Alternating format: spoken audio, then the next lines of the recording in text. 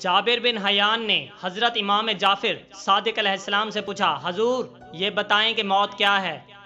इमाम जाफ़र ने जवाब दिया, ए जाबिर गौर से सुन और समझ, जब तू माँ के पेट में था तो तारीक पर्दों में रहता था।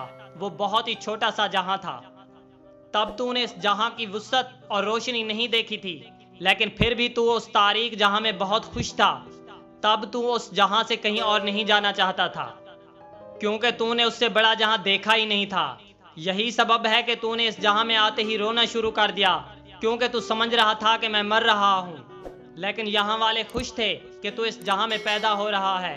यही होगा जब तू ये जहां छोड़कर अगले जहां जाएगा तो वहां वाले खुश होंगे कि जाबिर पैदा हो रहा है, जबकि यहाँ वाले रो रहे होंगे कि जाबिर मर रहा है।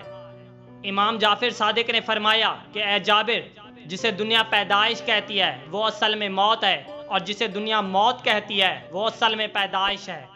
ए जाबिर, जितना फ़र्क माँ के पेट में और इस जहां में है, उतना ही फ़र्क इस जहां और उससे अगले जहां में है। जैसे तू इस जहां में आकर वापस पलटना नहीं चाहता, ऐसे ही तू अगले जहां की वुसअत को देकर पिछले जहां में पलटना नहीं चाहेगा।